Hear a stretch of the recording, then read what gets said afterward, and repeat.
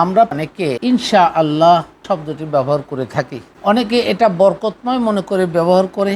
যদি আল্লাহ অতাৎক্ষণিকভাবে ইচ্ছা করেন, তাৎক্ষণিক ইচ্ছার ভিতরে অনেক রহস্য লুকায়িত আছে, যা আমরা গভীরভাবে অনেকেই জানি না।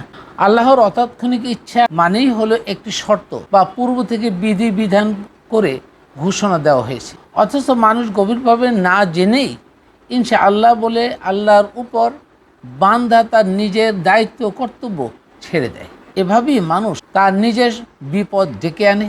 এ প্রসঙ্গে সূরা কাহাফ আয়াত নং 23-24 উল্লেখ করছি। ওয়ালা তাকুলান্না লিশাইইন ইন্নী ফাইলুন যালিকা গাদান। আর তুমি কখনই একটি বিষয় সম্পর্কে বলো না, আমি আগামীকাল তা শতভাগ সঠিকভাবে করব।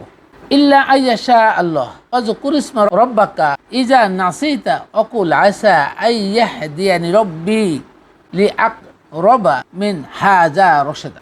যদি না আল্লাহ অতাৎক্ষণিকভাবে ইচ্ছা করেন, ভুলবশত কখনো এরকম বলে ফেললে তোমার রবকে স্মরণ করবে এবং বলবে, ইচ্ছা আছে আমার রব কাজটির শতভাগ সঠিক অবস্থানের কাছাকাছি স্থানের দিকে আমাকে পথ দেখাবেন।